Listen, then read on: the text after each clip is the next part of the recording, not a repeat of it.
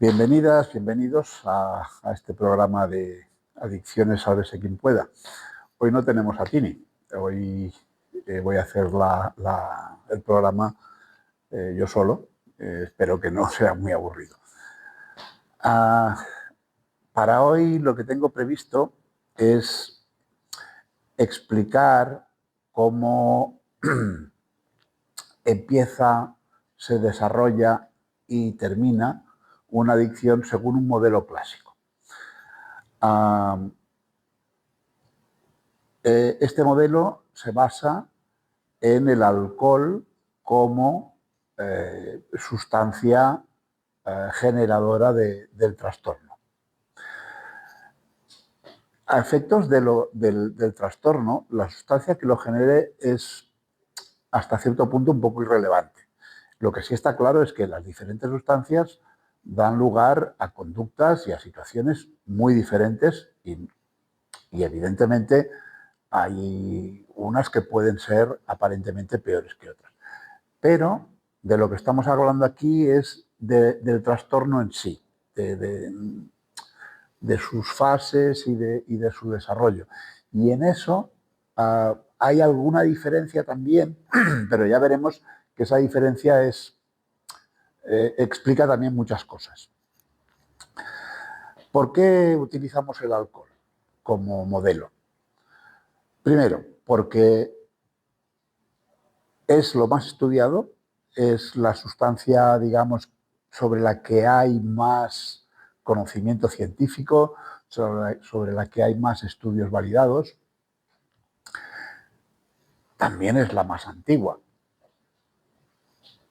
El alcohol está en la civilización desde tiempos inmemoriales. Y también, a la vez, es la sustancia más extendida, sobre todo en el mundo occidental. Sabemos que en los países árabes, que en Oriente el uso del alcohol está más restringido, en unos casos por creencias religiosas, en otros por temas genéticos, que ya lo veremos también, eso que es muy interesante, pero en general en todo el mundo occidental, incluido lo que es América, tanto América del Norte como América del Sur, el alcohol es la sustancia psicoactiva que se utiliza con más asiduidad, con diferencia con el resto de las sustancias. Para que entendamos un poco por dónde van los números, en las encuestas oficiales que se hacen en España de consumo de alcohol, aproximadamente un 70 y tantos por ciento, no me acuerdo de memoria, un 73 o un 77, por ahí va la cosa, de los encuestados reconocen haber consumido alcohol o reconocen consumir alcohol, ¿vale? Sin entrar en la cantidad y en la periodicidad, ¿vale? Yo personalmente pienso que estas cifras no son reales, que si hacemos una pregunta específica sobre si alguna vez en la vida alguien ha consumido alcohol, probablemente, preguntándolo de esa manera, las cifras asciendan a porcentajes muy por encima del 95%, porque es raro encontrar una persona que jamás haya probado el alcohol. Podemos encontrar a personas que lo hayan probado una vez, un par de veces, les haya sentado muy mal y no hayan querido repetir. Pueden darse los casos. No es muy habitual, pero hay, ¿vale?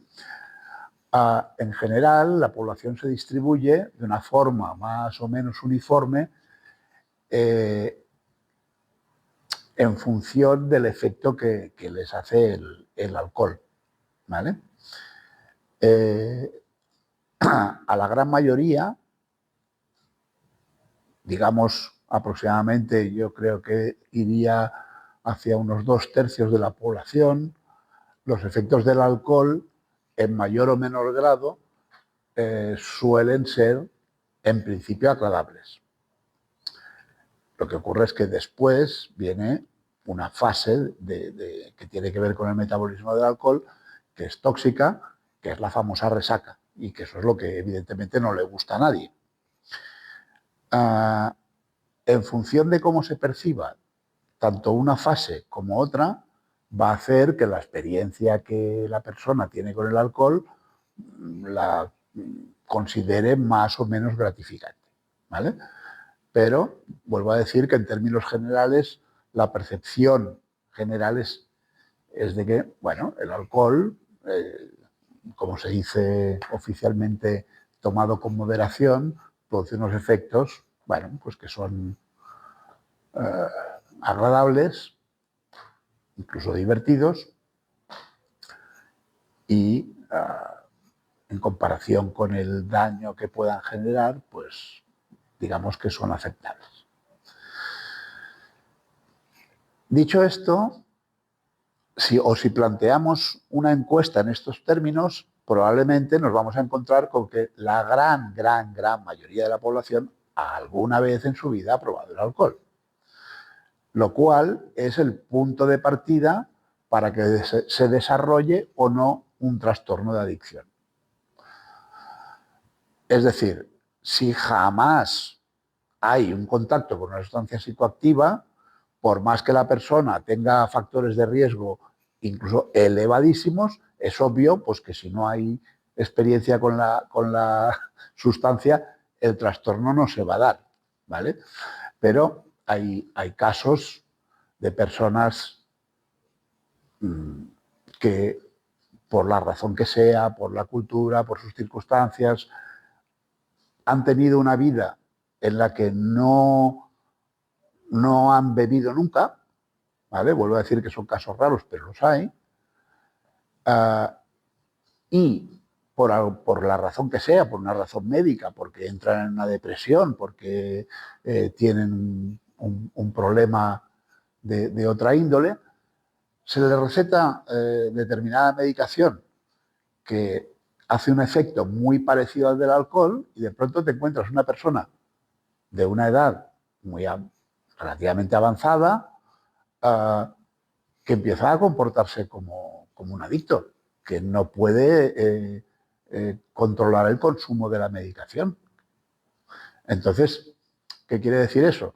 Que esa persona tiene los factores de riesgo necesarios para desarrollar la adicción, pero que en ausencia de la sustancia jamás ha tenido sintomatología. En el momento en que entra en contacto con una sustancia psicoactiva, los mecanismos se ponen en marcha. Vamos a ir a la pizarra, que en la pizarra veremos las cosas con más claridad. ¿Qué sabemos del alcoholismo?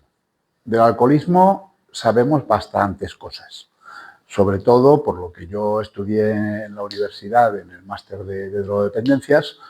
Los estudios clásicos del alcoholismo en Norteamérica los llevaba a cabo un psiquiatra, se llamaba Cloninger, que era de origen sueco, pero estadounidense, que estableció una serie de características que son observables y son consistentes en la población alcohólica. Lo primero de todo es que divide el alcoholismo en dos tipos, el tipo A y el tipo B.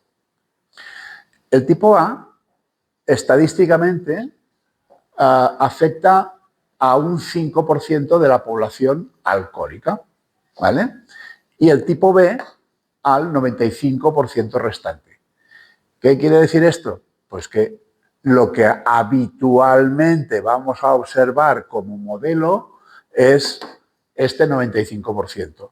Luego ya hablaremos de ese 5% que también tiene una forma muy especial y despista mucho, ¿vale? Aunque al final del proceso acaban en el mismo sitio, es decir, no hay gran diferencia en cuanto al resultado final, ¿vale? O más bien ninguna.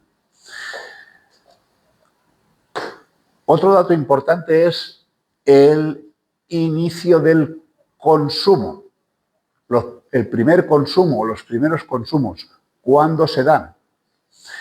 Cloninger lo establece de media alrededor de la preadolescencia, entre los 11 y los 13 años. Esto ahora, en 2025, puede sonar como una burrada, como dar alcohol a un niño de 11 años o a una niña, parece algo totalmente aberrante. Pero si vamos un poquito más atrás, y no hace falta tirar siglos, sino unos cuantos años, esto no era tan extraño, ¿vale? Por lo tanto, ya veremos a ver qué tiene que ver. Al final, los casos de alcoholismo que estamos estudiando a día de hoy son casos que se han generado en el siglo pasado. Pero ahora veremos por qué. Otra característica importante, se observa que en el árbol familiar de un alcohólico habitualmente se pueden rastrear y se pueden señalar casos de familiares que ya han padecido este trastorno. Es decir, hay antecedentes genéticos. Los alcohólicos tienen determinados genes que están mutados y funcionan de una forma diferente a los del resto de la población. Con lo cual, ya tenemos que hay factores de riesgo que son absolutamente incontrolables. Es decir, una persona que nace con esa mutación, pues no es consciente de ella porque a nadie le da por hacerse un estudio genético para ver si tiene esos genes o no. Yo supongo que con el tiempo y en el futuro esto será cada vez más normal, de la misma manera que cada vez es más normal hacer estos estudios genéticos para prevenir un cáncer que tenga, digamos, raíces hereditarias, ¿vale? Por último, una de las características fundamentales del alcoholismo del tipo B es que el silencio clínico puede ser de hasta 25 años.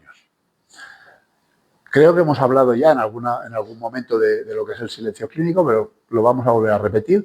Es un concepto que se utiliza en medicina y que describe o explica el periodo de tiempo que se da desde que se adquiere una patología hasta que la patología es diagnosticada. Pongo el ejemplo del constipado, que creo que ya lo he hecho en alguna ocasión, es lo más manido, pero se entiende perfectamente. Si yo estoy en casa, en camiseta, y pillo una corriente de aire, probablemente en ese momento me va a pasar algo, me voy a constipar, ¿vale? Pero no será hasta el cabo de 1 o 2 días que tendré un estornudo, tengo un picorcillo en la garganta, toso y me doy cuenta de, ay, parece que me he resfriado. Pero claro, yo no me he resfriado en ese momento. Me he resfriado cuando estaba expuesto a la corriente de aire, ¿vale? Por lo tanto, el silencio clínico de ese constipado sería el tiempo que transcurre desde esa escena en la que yo estoy expuesto al frío, ¿vale? Y el momento en que la enfermedad se manifiesta y es reconocible, ¿vale? Claro, ¿cómo se manifiesta y cuándo es reconocible un alcoholismo?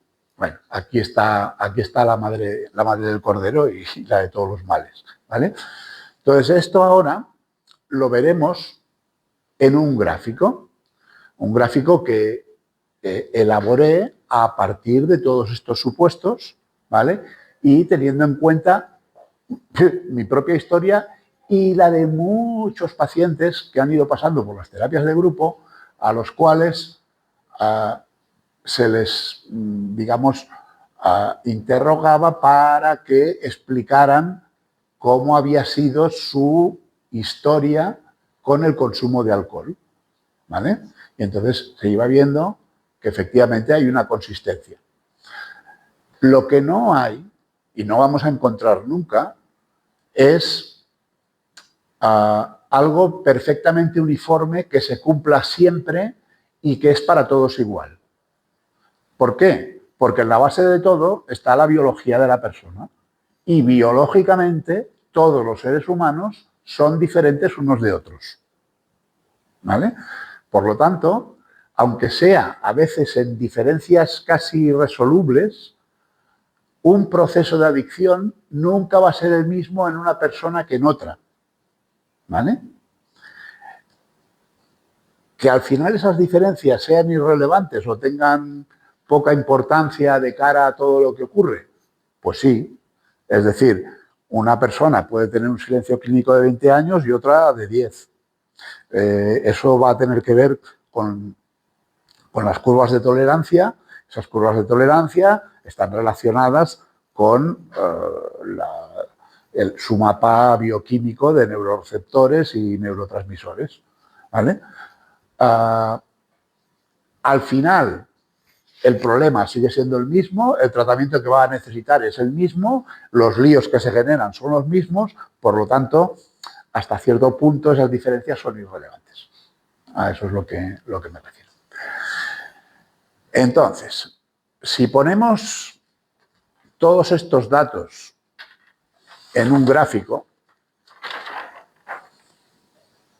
y aquí tenemos la base del gráfico, en este gráfico tenemos, por un lado, esta abscisa, que sería el nivel de consumo, que es digamos, un parámetro totalmente no medible, ¿vale? Es decir, da igual, estamos hablando de una cantidad que se incrementa con el paso del tiempo, ¿vale? La abscisa de abajo es el tiempo en años, ¿vale? Aquí estaríamos en el punto cero. Aquí el consumo es cero. La persona acaba de nacer y, en teoría, nunca ha consumido. Tampoco esto es cierto.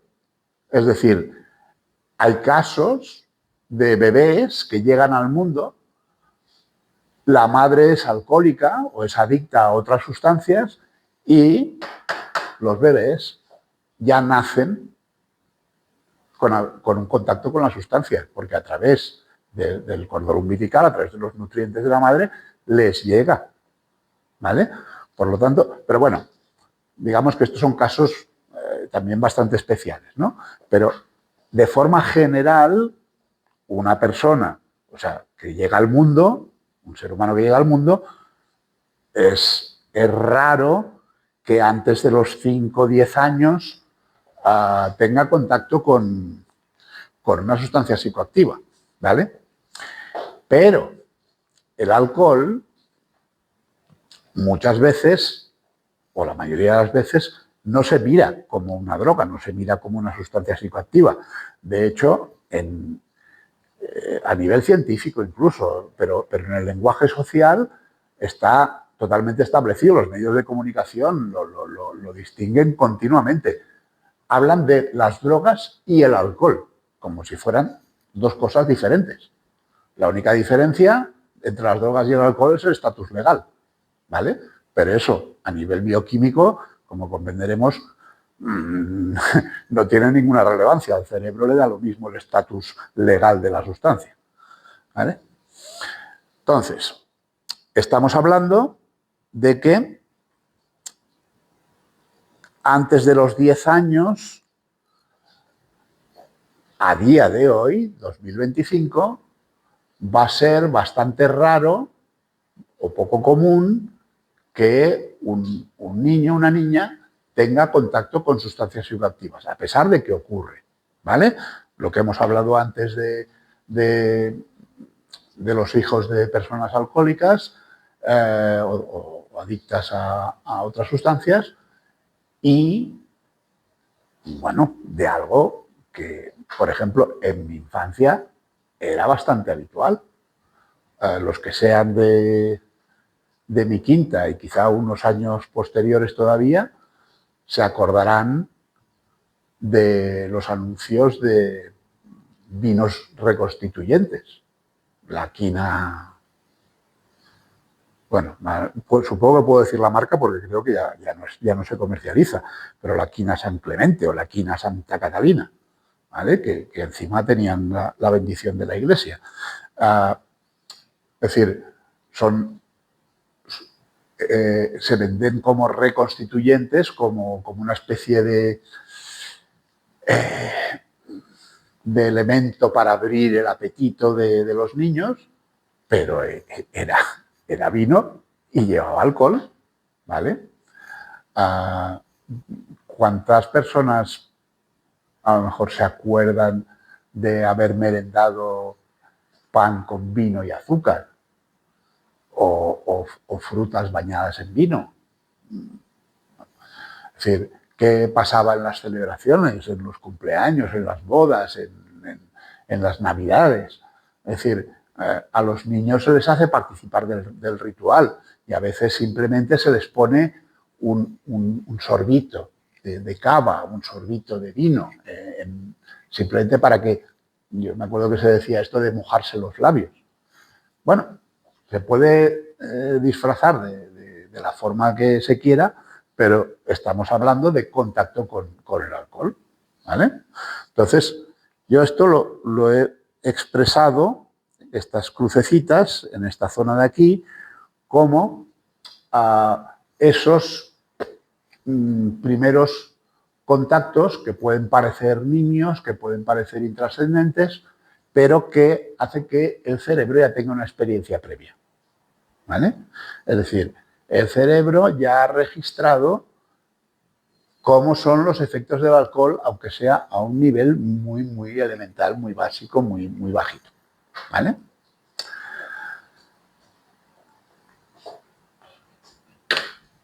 Este sería el inicio.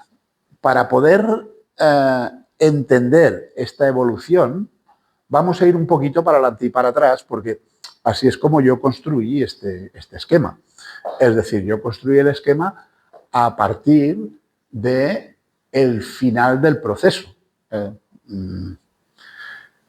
Cuando una persona es reconocida como alcohólica, quiere decir que se le ha diagnosticado el trastorno, por lo tanto, se ha roto un silencio clínico que, como decíamos antes, puede llegar a ser hasta de 25 años, ¿vale? Pues vamos a suponer que estamos mirando a un individuo de 35, 40 años, ¿vale? Si a 40 le restamos 25, nos vamos a los 15, de 35 a 40, entre los 10 y los 15, ¿vale? Y entonces eso ya coincide con esa edad de preadolescencia de la que hablaba Cloninger, ¿vale? ¿Qué ocurre en el momento en que el silencio clínico se rompe? ¿Cómo es la conducta de esa persona? Tenemos un alcohólico que está consumiendo prácticamente a todas horas, que no puede dejar de hacerlo, que puede ser violento, que incumple con sus obligaciones, que tiene unas afectaciones físicas y psicológicas terribles, que le han sucedido un montón de cosas en su vida, ha perdido trabajos, ha tenido accidentes, ha pasado por la cárcel, mil cosas. Cuando una persona está en ese estado y sigue bebiendo, todo el mundo identifica a esa persona como un alcohólico, como un borracho, ¿vale? Es decir, la figura del borracho está absolutamente definida por la literatura, por la cultura, por el cine, la televisión. Absolutamente cualquier persona puede señalar a un alcohólico en esa fase y decir, este tío tiene un problema, o esta mujer, ¿vale?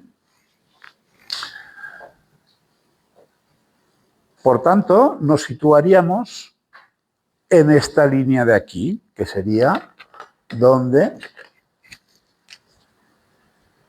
tenemos el final del silencio clínico y lo marcamos con esta X, ¿vale? Es decir, En este momento, a los 40, 38, 39, más o menos, 42, esto varía según la persona y según el caso, ¿vale? Pero, vuelvo a decir, no tiene ninguna importancia de cara al modelo. En ese momento, esta persona está en este nivel de consumo, X, el que sea, en litros o en kilos, da igual, ¿vale? Si empezamos aquí y acabamos aquí, ¿vale? La cosa es, ¿qué sucede mientras tanto? Bien, la única forma que tenemos todavía de poder diagnosticar un trastorno de adicción es por el comportamiento. Por eso la psicología está tan implicada en este tema, ¿vale? Es decir, para poder decidir si una persona tiene un problema de adicción o no, el criterio que seguimos es el comportamiento. Y eso se refleja en el DSM-5, ¿vale? Que ya hablamos al principio de todo, que es la guía de diagnóstico de la Asociación Americana de Psiquiatría, que es la Biblia de los profesionales de la salud mental. Y ahí, bueno, en la versión del DSM-5 ya se distinguen, digamos, dos niveles de diagnóstico, el farmacológico y el comportamental, ¿vale? Hasta entonces, el DSM-4R y el 4 y los anteriores hacían una especie de mezcla de todos estos conceptos, pero siempre prevalecen los mismos. Es decir, lo que nos permite diagnosticar un trastorno de adicción es toda una serie de ítems que tienen que ver con el comportamiento de la persona. Y además que se den dos cuestiones de tipo, vamos a decir, farmacológico. Estamos hablando de tolerancia y estamos hablando de síndrome de abstinencia. La tolerancia es un fenómeno bioquímico que tiene que ver con la neurotransmisión y que simplemente lo que nos dice es que la persona, con el paso del tiempo, va desarrollando cada vez una capacidad mayor de ingerir sustancia. Es decir, los efectos que le genera la misma dosis van reduciéndose con el paso del tiempo.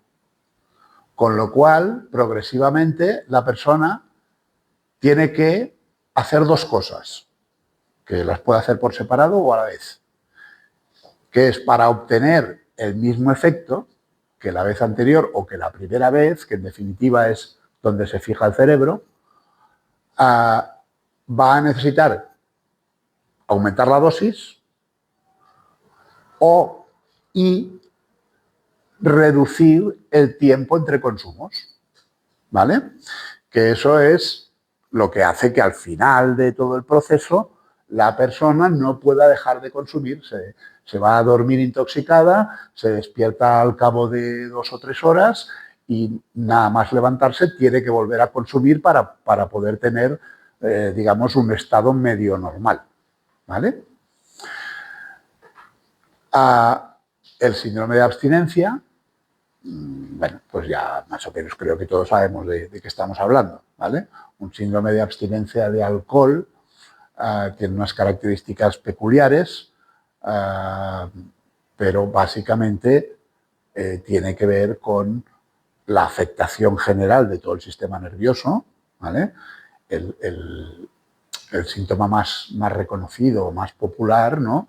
Es lo que se llama el temblor distal, que es este temblor que tienen en las manos las personas que tienen un alcoholismo muy avanzado, ¿vale? Y que cuando se despierta, cuando sus niveles de alcohol en el cerebro disminuyen, su sistema nervioso se empieza a alterar, ¿vale? Esto es relativamente sencillo de explicar. El alcohol es una sustancia depresora, ¿vale? Por lo tanto, tiene al sistema parasimpático, lo tiene, digamos, deprimido, ¿vale? Cuando uno está deprimido, sus funciones vitales están todas ralentizadas, ¿vale? En el momento en que la sustancia empieza a perder su efecto, ¿qué ocurre? Que el sistema nervioso se altera y se hipercenetiza, es decir, se agita, ¿vale? En último término, eso puede derivar en un delirium tremens que tiene un potencial de mortalidad de un 20%. Es decir, un síndrome de abstinencia de alcohol puede acabar en muerte del consumidor, cosa que no ocurre con el resto de las sustancias, ¿vale? Solamente con las que son afines al alcohol, ¿vale? Bueno, volvamos. Entonces, tenemos aquí una persona que está en esta situación, que tiene toda esta sintomatología y que claramente un profesional, incluso cualquier persona de la calle, puede decir claramente esta persona tiene una adicción al alcohol, ¿vale? Pero para llegar hasta ahí ha tenido que pasar por toda una serie de situaciones, ¿vale? Y es un poquito lo que iremos reconstruyendo, ¿vale? Vuelvo a decir, esto es un modelo, nadie se puede identificar al 100% con todo lo que vamos a decir, pero sí con, digamos, la estructura básica del modelo, ¿vale? Al final de lo que estamos hablando es de una persona que está consumiendo de forma continua y progresiva una sustancia que es neurotóxica y que está afectando al sistema nervioso. Por lo tanto, va a tener un deterioro del sistema nervioso sí o sí. Además, en el caso del alcohol, es la única sustancia psicoactiva que es soluble en agua. Resulta que el alcohol, cuando se ingiere, llega a todos los órganos del cuerpo, cosa que no ocurre con el resto de las sustancias. Es decir, a nivel fisiológico, el alcohol es la sustancia más dañina para la persona, para el cuerpo, ¿vale? ¿Por qué? Porque tiene esa capacidad de instaurarse absolutamente en todos los órganos del cuerpo, excepto, curiosamente, en el del oído. No me preguntéis por qué, pero es así, ¿vale? Pero el consumo prolongado y mantenido en el tiempo de etanol, de alcohol, hace que el organismo en general sufra un deterioro terrible. Una persona alcohólica de muchos años tiene el hígado hecho polvo. Esto es lo más conocido, ¿no? El hígado cirrótico, ¿vale? Pero bueno, el estómago, en el estómago se sufren varices esofágicas, es decir, el sistema venoso se irrita de tal manera y se dilata que genera varices, que si en un momento dado revientan, pueden generar muerte por desangramiento. En fin, no vamos a explicar una historia de terror, pero el alcohol es así, acaba con todo, ¿vale? Por lo tanto, si empezamos a ver esto en forma de curva, veríamos lo siguiente. Partiendo de esta zona de estos consumos, tendríamos una curva que va haciendo así, más o menos, ¿vale? Estas rayas discontinuas de aquí, ¿qué significan? Esto es una división que, vuelvo a decir, es totalmente subjetiva y puede variar muchísimo en función del entorno donde se mueva la persona. Pero esta raya discontinua es sería parecida a esta de aquí, que es la del final del silencio clínico, pero que tiene que ver con un silencio clínico del entorno más cercano. Es decir, el comportamiento de un alcohólico es mucho más visible desde lo cotidiano que evidentemente desde lo general de la sociedad. Es decir, una persona que está consumiendo ya a un cierto nivel puede de puertas afuera conservar una cierta imagen. Pues ya sea porque tiene que mantener un negocio, porque tiene que mantener un trabajo, porque tiene que hacer lo que sea, ¿vale? Las personas que son cercanas al afectado que está desarrollando este trastorno, quizá se pueden dar cuenta de que hay un comportamiento que no es normal.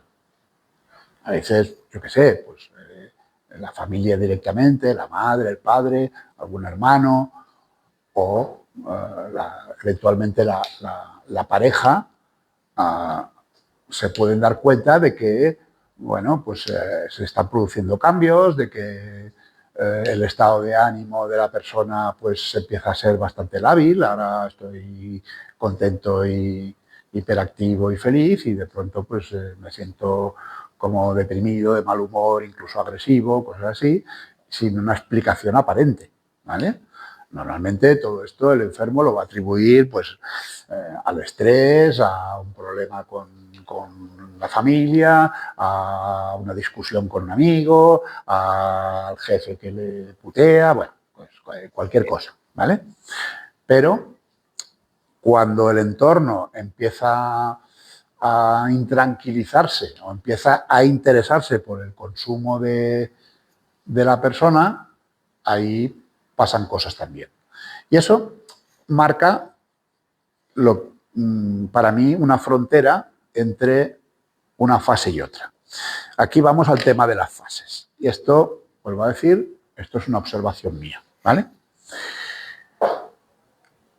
En este proceso yo distingo 3 fases.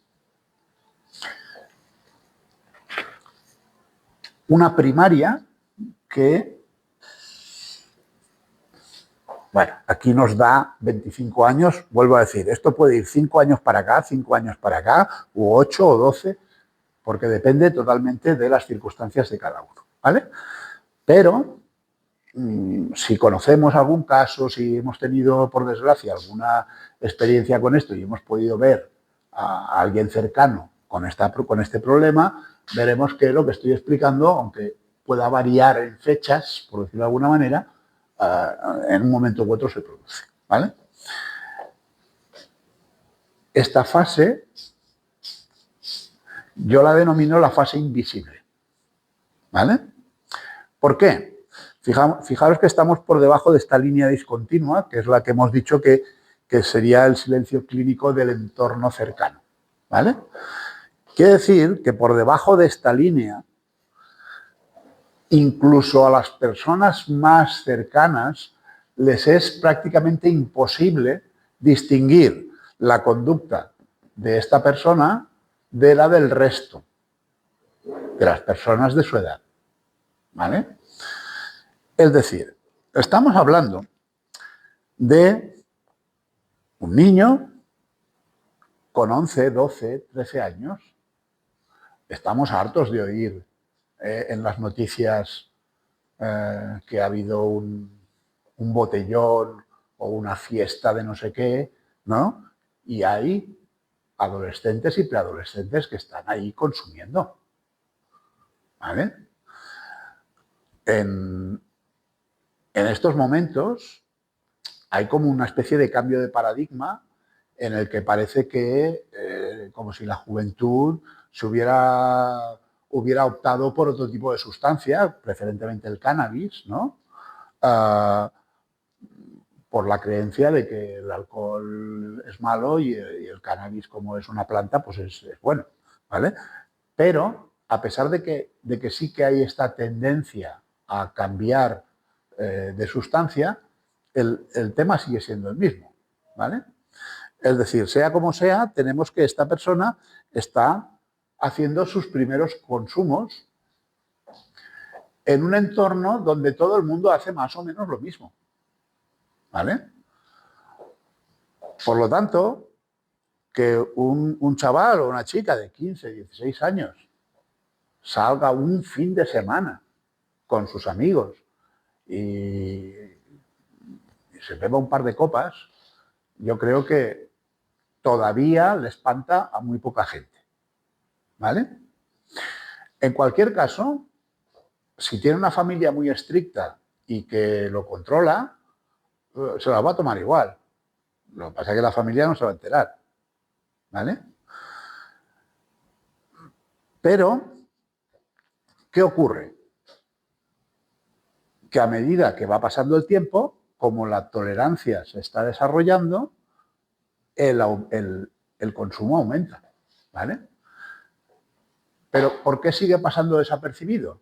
Pues porque, por ejemplo, en esta zona de aquí, entre los 14, 16, 18, hay algo que sucede con muchísima frecuencia.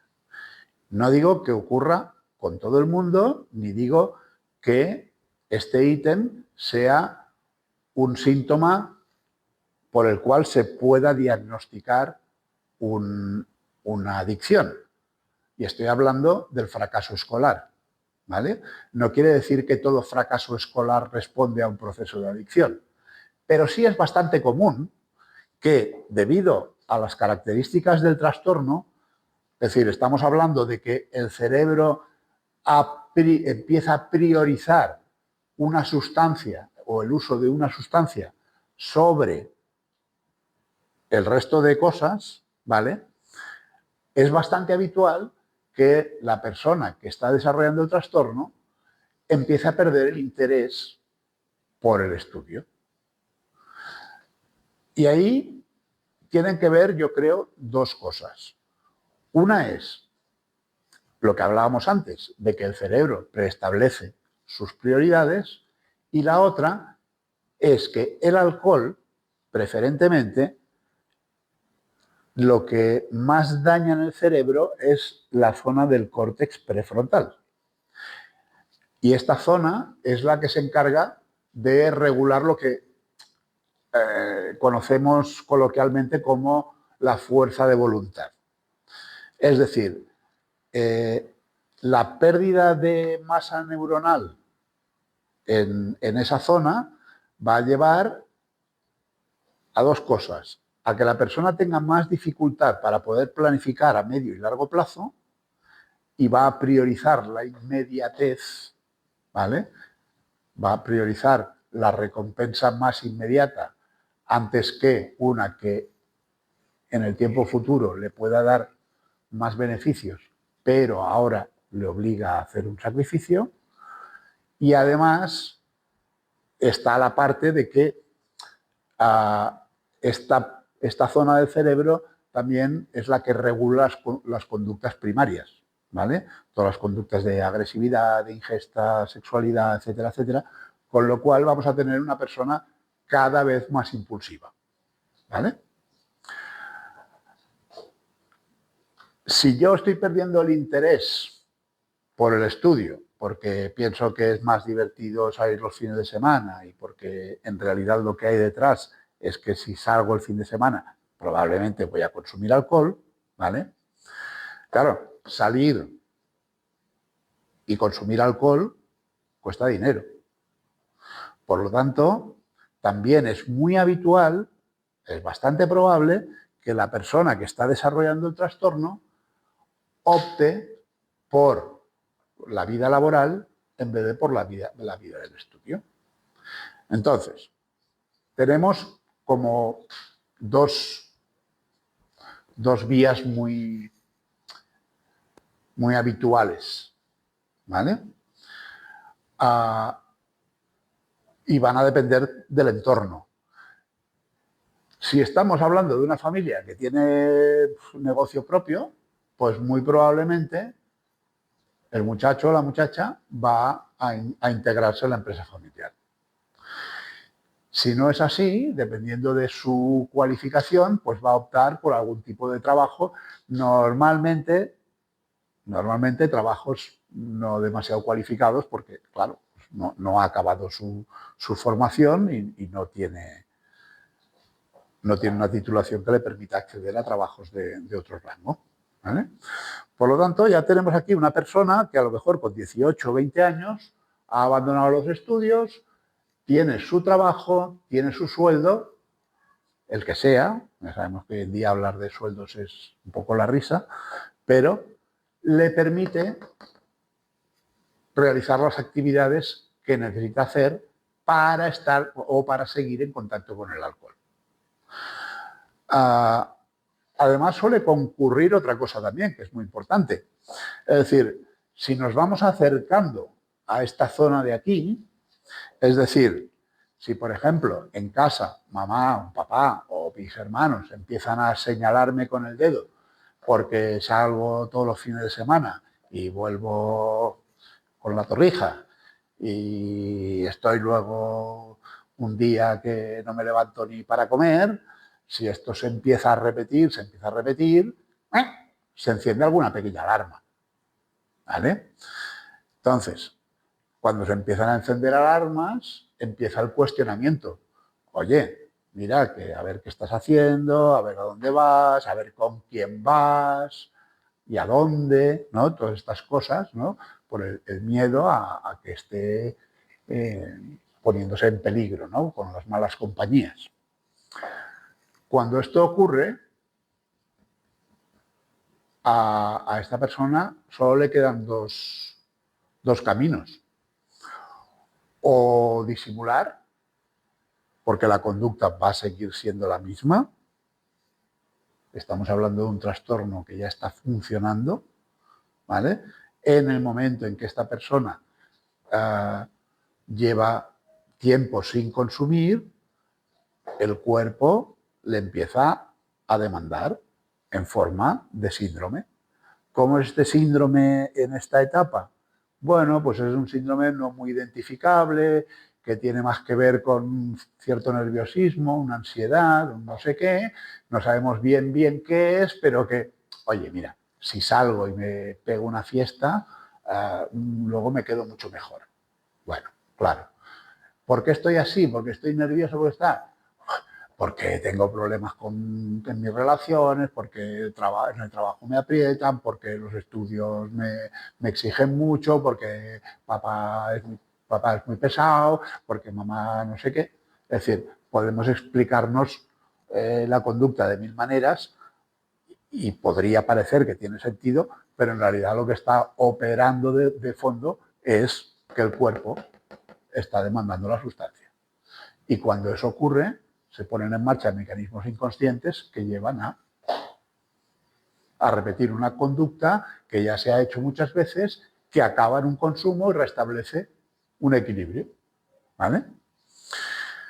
Por lo tanto, entramos en una zona en la que el adicto se siente como que le están vigilando, como que le están controlando, ¿vale? Y eso puede poner en riesgo su capacidad para obtener la sustancia, ¿vale? ¿Qué es lo que va a hacer en el caso de que pueda? Irse de casa, independizarse. Claro, económicamente, a día de hoy, esto es muy complicado, pero hace 20, 25 años, con un sueldito más o menos normal de 1.200 euros, te podías alquilar una habitación, te podías alquilar un apartamento y tenías tu propio, ¿vale? Con lo cual, la persona que está con el trastorno sale del radio de detección de la familia, ¿vale?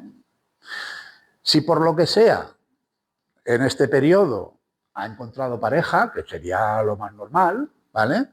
Va a ocurrir algo muy similar. Es decir, mientras su consumo es aceptable, ¿vale? La pareja lo va a vivir pues como que somos jóvenes y vivimos la vida. Y viva la fiesta, ¿vale? Suponiendo que la pareja no tenga el mismo problema, ¿vale? Pero claro, cuando esto empieza a subir, cuando las conductas empiezan a cambiar, cuando la persona se empieza a manifestar con conductas más inexplicables, ¿no? Puede haber infidelidades, manipulaciones, mentiras, mil cosas, ¿vale? La pareja también entra en esta fase de, uy, uy, uy, aquí parece que está pasando algo. Una vez más, la persona que está con el trastorno, ante esta situación, ¿qué va a hacer? Si la pareja se pone intransigente, lo más normal es que la abandone. Va a haber un cambio de relación. Se va a buscar otra pareja que sea más tolerante, o muchas veces lo que ocurre es que se busca una pareja que también tiene el mismo problema y por lo tanto consumen más o menos a la par. Y eso entonces no les genera ninguna disonancia, ¿vale?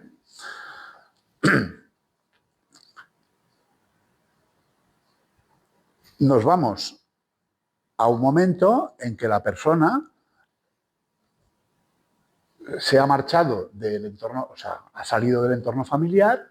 Vamos a suponer que ha cambiado de pareja. Puede pasar que ocurra con sus iguales, con los amigos de toda la vida. En esta fase de aquí, todos salen a la discoteca, todos beben lo mismo. Aquí se da un fenómeno que vale la pena comentarlo porque es muy curioso y de cómo es la visión de la sociedad respecto al trastorno. Cuando vamos a un lugar público, a un bar, una discoteca, y vemos a un grupo de jóvenes y los ves ahí a todos con el vaso en la mano y que están ahí un par de horas y se toman 2 o 3 tragos, X, lo que sea. Y ves que de pronto, pues, prácticamente todos están con signos claros de intoxicación, están borrachos, ¿vale? Más o menos mareados, se comportan de una manera un poco escandalosa, tal y cual. Y sin embargo, hay uno que está ahí acodado a la barra, con su vaso también, por supuesto, que está tieso como una vara, ¿vale? Y al final, cuando acaba la noche, cuando acaba la juerga, los coge a todos y es el que se los lleva a casa.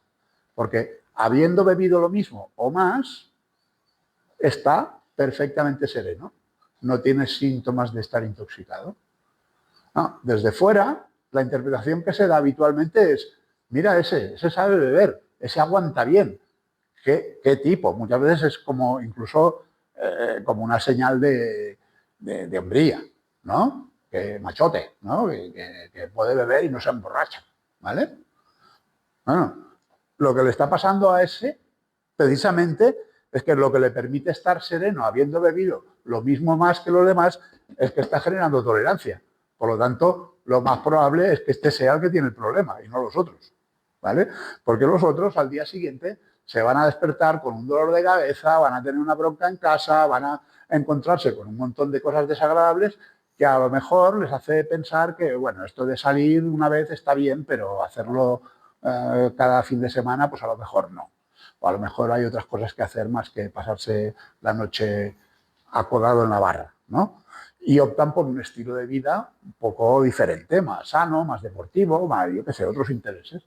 Claro, en ese grupo de iguales, ¿qué va a pasar? Que hay uno que su interés es continuar con el consumo y otros que a lo mejor están optando por otra cosa. Una vez más, vuelve a aparecer esta raya de aquí. Es decir, tu entorno te está señalando como que tú funcionas de una forma diferente. ¿Qué va a pasar? Cambio de amigos. Mis amigos de antes ya no me molan porque este es muy aburrido, este su novia no le deja salir, este está estudiando y se queda los fines de semana en casa, no sé qué, no sé cuánto. Pues yo me busco otros más guays, ¿vale? Y entonces, ¿qué ocurre? Que me voy a buscar gente que haga más o menos lo mismo que yo. Pues claro, ¿con qué me encuentro? Pues con otras personas que están en el mismo proceso. Y si ya están un poquito más avanzadas, que es lo habitual, pues entonces es cuando entramos en el reino de la noche. empezamos a salir ya no los fines de semana, sino a lo mejor también algún día entre semana, y vamos a sitios que cierran tarde, con gente que hace cosas turbias, y etcétera, etcétera, etcétera. Que ahí, si la familia se entera o lo ve, se empieza a echar las manos a la cabeza. Pero si el adicto ya se ha ido de casa, muy probablemente de todo eso ni se entera la familia, ¿vale? La pareja, volvemos a decir, si ya la ha cambiado por una que sea tolerante y que le siga la cuerda, pues simplemente se va a hacer compañera de esas andanzas.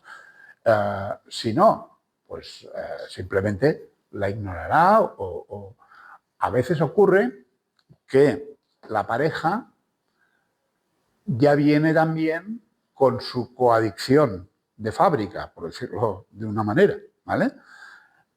Es decir, se convierte en una especie de guardiana cuidadora de alguien que ya tiene una conducta que inconscientemente el coadicto está reconociendo, ¿vale? Entonces eso le genera a la pareja, le genera estrés, le genera preocupación, le genera angustia, y se queda enganchada a eso. Entonces, por muchas perrerías que le haga el adicto en ciernes, la pareja va a seguir ahí, ¿vale? Es decir, tendríamos un poquito esos tres modelos. La pareja que simplemente desaparece porque no quiere saber nada de lo que está pasando y porque ve que no hay nada que hacer y no va a conseguir que el adicto cambie. La que se queda enganchada a la situación por una coadicción, o la que simplemente está en la misma tesitura, está con una adicción y por lo tanto no le genera ninguna disonancia al otro, sino que además colabora, por decirlo de alguna manera, ¿vale?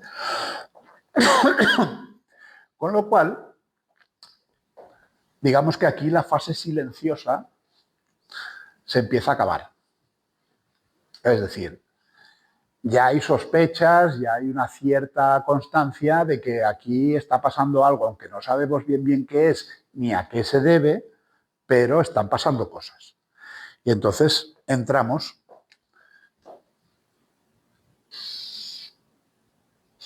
en esta segunda fase, ¿vale? Esta segunda fase es la fase donde empiezan a suceder, y de hecho luego se suceden, todas las desgracias, todos los problemas. Al principio no muy potentes, no muy escandalosos, pero con el paso del tiempo, como el nivel de consumo va creciendo, el estado tanto mental como físico de la persona cada vez es peor, pues las cosas cada vez van peor, ¿vale? Entonces entramos en una fase en la que ya están pasando cosas gordas. Hay matrimonios que se rompen, trabajos que se pierden, negocios que se van al garete, incidentes de todo tipo, puede haber cuestiones pues de peleas que acaban en una comisaría, accidentes, coches que aparecen en la cuneta, 10.000 cosas, ¿vale? Aquí la percepción de la persona que está consumiendo es que todo va muy mal. Todo va muy mal, y entonces, claro, ahora entiendo por qué consumo tanto, porque es que, claro, todo esto que me está pasando es insoportable, ¿vale? Entonces, la explicación que se da al adicto es que su consumo tiene que ver con todo lo que le está pasando. Y esto es lo que le explica a quien quiera oírlo. A la familia, a la pareja, al psiquiatra si va, al psicólogo, al terapeuta, al cura, al de la panadería, al primero que se encuentre, ¿vale? Oh, es que fíjate, claro, porque tengo este problema, porque no sé qué, porque no sé cuánto. Y esta historia es la que todo el mundo va asumiendo. Claro, es verdad que tiene un problema, es verdad que consume mucho, pero claro, es que con la vida que tiene, claro, pobrecito, ¿cómo no va a consumir? Fíjate con el follón que tiene, ¿vale? Y aquí es donde se va generando todo el lío, ¿vale? Finalmente, cuando llegamos al momento de la rotura del silencio clínico, quiere decir que entonces ya es evidente, ya no solamente para su entorno más próximo, sino para todo el mundo, que esta persona está hecha polvo, ¿vale?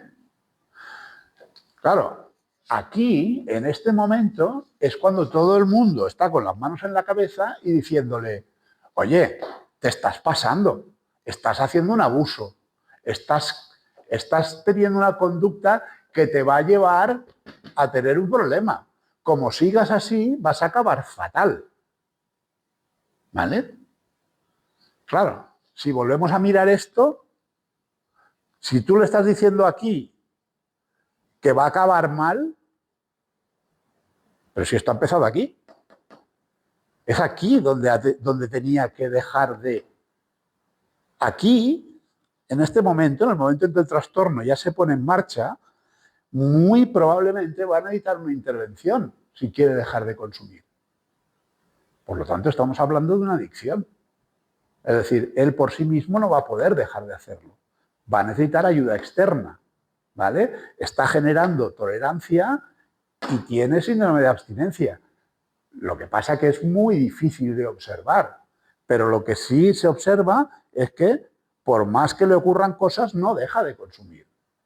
Es decir, las experiencias que tiene no le valen para dejar de consumir. ¿Qué puede ser lo que le obliga a tener esa conducta?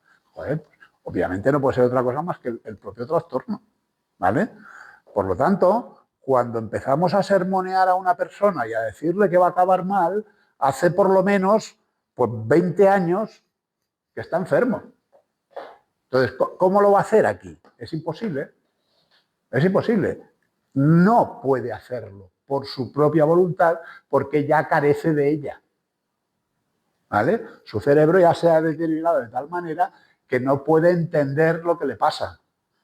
Pero es que aunque estuviera bien, tampoco lo entendería, porque todo esto lo estoy explicando yo, pero esto no se ve así en la sociedad. Ni en la sociedad, ni en la medicina, ni en la psicología, ni en... ¿Vale? Vale. La tercera fase sería la que hay por aquí, que todos la podemos imaginar. Esto yo le llamo la fase explosiva, que es... Bueno, perdón, esto es la fase explosiva y esta es la fase final, ¿vale? La fase final es el desastre. Es el desastre a todos los niveles. Y por aquí, ¿vale? Ya estamos en la fotografía de la persona que duerme en un cajero, debajo de un cartón, porque ya ha perdido su trabajo, ha perdido sus vínculos sociales y prácticamente está demenciado. ¿Vale? Porque la acumulación de 20, 25 años de consumo de alcohol hacen que el hígado ya no sirva absolutamente para nada, cualquier cantidad de alcohol que se ingiere pasa directamente al cerebro y lo intoxica. O sea, es paradigmático estas personas alcohólicas que llegan a un punto en que han estado desarrollando una tolerancia enorme durante años y de pronto simplemente se toman un poquito de alcohol del tipo que sea y se intoxican. ¿Por qué? Porque es que el hígado ya no funciona, ¿vale? Eso genera problemas físicos muy graves, ¿vale? Al final pueden desarrollar un Korsakoff, que tiene que ver con el metabolismo del hígado, que llega al cerebro y simplemente la persona sufre una demencia, ¿vale? Estamos en una etapa donde las tres únicas posibilidades, si no se pone en tratamiento, que aquí ya es muy difícil, es la cárcel, el manicomio o el cementerio. Y de las tres, la más benevolente es el cementerio, porque imaginemos una persona con este trastorno que no lo tiene compensado y que lo meten en una institución. Si lo meten en un manicomio, pues bueno, a lo mejor con la medicación lo compensan. Pero en la cárcel, bueno, la cárcel también tiene sus recursos, ¿vale? Pero que estamos hablando de que condenas a una persona a vivir una agonía eterna, ¿vale? Bueno, bien. En este gráfico he intentado representar lo que pasaría en un caso de alcoholismo clásico, un alcoholismo de tipo B, ¿vale? Antes he dicho que hablaríamos de la diferencia entre el tipo B y el tipo A, lo voy a decir de una forma bastante resumida. El tipo A es lo que antiguamente se conocían como ciclotímicos. Son personas que, al contrario de los del tipo B, que empiezan el consumo muy temprano, normalmente estas personas van a consumir alcohol o van a encontrarse con el alcohol a una edad bastante más avanzada, entre los 20, 22, 23, más o menos, de media, ¿vale? Son personas que tienen, si han tenido alguna experiencia con el alcohol, ha sido muy desagradable, ¿vale? Y retrasan su contacto, digamos, habitual con el alcohol bastante tiempo, ¿vale? Y luego generan una conducta que aparentemente es extraña y bastante contradictoria. El alcoholismo del tipo A se caracteriza porque se hacen consumos masivos en periodos de tiempo muy cortos, seguidos de tiempos muy largos de abstinencia total. ¿Vale? Es decir, una persona sale y a lo mejor se está 3 días de fiesta, entre comillas, ¿vale? Yo le llamo fiesta porque es como se entiende así, lo pongo las comillas porque no es divertido para el adicto, eso os lo puedo asegurar. La persona desaparece durante 3 días y a los 3 días, ¡pum!, para y puede estar así meses. Pero tarde o temprano esa secuencia se va a volver a repetir. Con el tiempo, ¿vale?, lo que sucede es que ese intervalo cada vez se va acortando más, la capacidad de mantener la abstinencia cada vez es menor y en una fase final estamos prácticamente en el mismo sitio que con el alcoholismo del tipo B, ¿vale? Pero conviene saberlo porque muchas veces eso se interpreta como que, mira tú, esta persona es un poco bandarras, ¿no? Un poco, no sé, un poco extraña, ¿no? Cuando le da, monta un pollo, desaparece, no dice ni adiós y luego se puede pasar el resto del año portándose como un santo. Y de pronto lo vuelve a hacer, aunque había prometido que no lo iba a volver a hacer. Esto da lugar a interpretaciones muchas veces bastante extrañas que, si se entiende esto, se entenderá que no lo hace por voluntad propia, sino que es un mecanismo exactamente igual que en el alcoholismo del tipo B, pero que tiene esa característica extraña de que permite esos espacios, ¿vale? El tema del control, esto es una cosa que me he dejado antes. Claro, cuando estamos en una fase primaria, cuando estamos en la fase invisible, los niveles de consumo no son muy altos. O sea, cualquier persona que no tenga este trastorno puede estar consumiendo en estos rangos y a todo el mundo le puede parecer algo perfectamente normativo, no pasa nada. Por eso no se alarma a nadie, ¿vale? ¿Qué ocurre? Que como no hay mucho desarrollo todavía de tolerancia y de síndrome de abstinencia, la persona puede pasar tiempo sin consumir, ¿vale? Y entonces viene esta idea del falso control. No, si yo controlo, yo puedo dejar de beber cuando quiera. Lo que pasa es que a mí me gusta y como me gusta, pues oye, lo hago y ya está, y no pasa nada. Cuando quiera ya pararé, ¿vale? Claro, a medida que vamos avanzando, la persona se va dando cuenta de que cada vez parar le cuesta mucho más y que no lo puede mantener en el tiempo. Y llega un momento en que empieza a decirse, pues esto tendría que empezar a planteármelo. Y entonces se da cuenta que pasa algo y entonces ahí aparece, esto que ya ha salido en algún capítulo, aparece el trío de emociones que sustenta la adicción. El miedo, la vergüenza y la culpa, ¿vale? Es decir, cuando me doy cuenta de que a lo mejor podría ser que tuviera un problema, porque a fin de cuentas también veo películas y también sé cosas y lo que se dice por ahí, se convierte, esa sensación se convierte en el motor del consumo, ¿vale? La persona Se siente mal porque piensa que todo esto le está ocurriendo por su mala cabeza, por no comportarse debidamente. ¿Vale? Bueno, vamos ahora, o sea, estamos hablando de lo, como decíamos antes, que esto es un esquema relativo a lo que sería el consumo de alcohol. Pero claro, hoy por hoy, en 2025, encontrar un alcohólico puro, es decir, una persona que solamente consume alcohol y nada más que alcohol,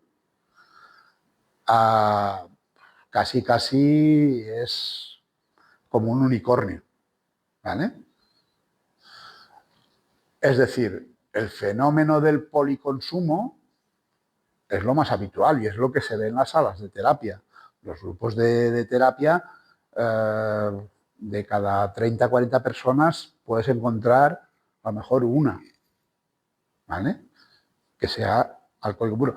Incluso en las mujeres, que cuando hablemos del alcoholismo femenino ya veremos qué pasa con todo esto, en las mujeres antiguamente sí que era más habitual que la mujer solamente fuera alcohólica, ¿vale?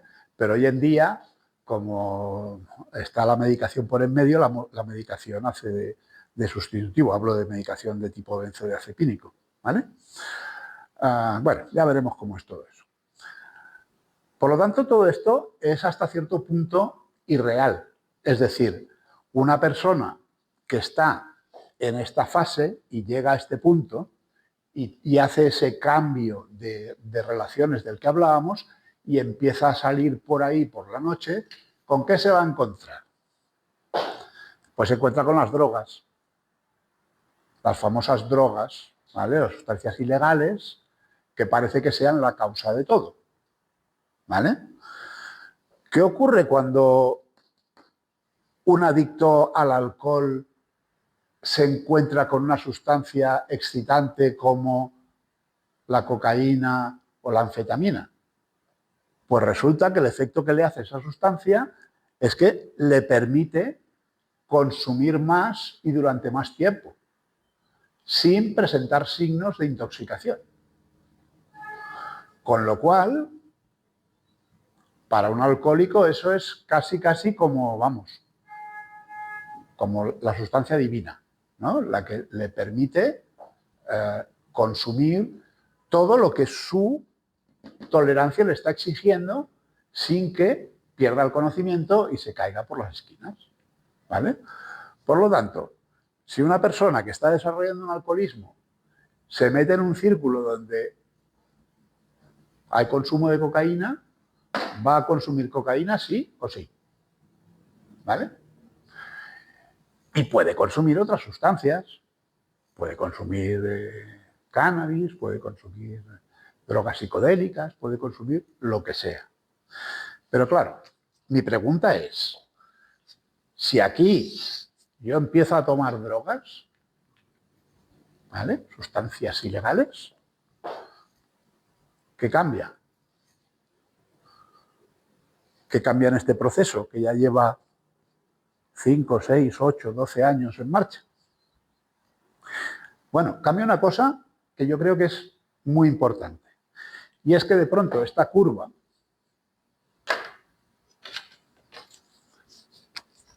que es así, de pronto hace así. Es decir, en muy poco tiempo me van a poder diagnosticar un trastorno de adicción, porque tomo drogas y porque mi comportamiento se hace absolutamente insoportable, porque me dedico a robar, hago animaladas, ¿vale? Claro, si esto lo bajamos aquí, quiere decir que acortamos el tiempo en el que podemos intervenir o en el que creemos que debemos intervenir, ¿vale? Es decir, parecería como que en realidad las drogas ayudan a diagnosticar mucho antes una adicción. ¿Sí? Entendemos las implicaciones de todo esto. Bueno, quizá vale la pena pararse a pensar cómo nos planteamos las cosas, el valor que le damos a las diferentes sustancias y sobre todo cómo entendemos el trastorno, ¿vale? Porque al final el trastorno sigue siendo el mismo, da igual la sustancia que lo sostenga, ¿vale? El problema es que esta persona no puede dejar de buscar algo que le dé una descarga dopaminérgica determinada. Y si encuentra una sustancia que es más eficaz haciendo eso, pues la va a consumir porque su cuerpo se lo pide. Por lo tanto, yo diría que no es necesario poner tanto énfasis en las sustancias ilegales, que me parece que si son ilegales, pues ya hay que cumplir la ley, pues son ilegales y hay que cumplir la ley. Y ya, ¿vale?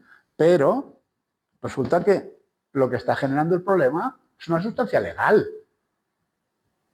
¿vale?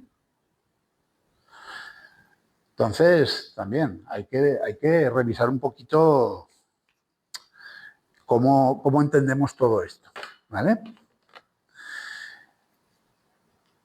Bien, hay muchas derivadas de todo este tema, hay muchas cosas de las que se pueden seguir hablando. Yo creo que por hoy tenemos todos más que suficiente y en los próximos programas seguiremos explicando cositas. Gracias.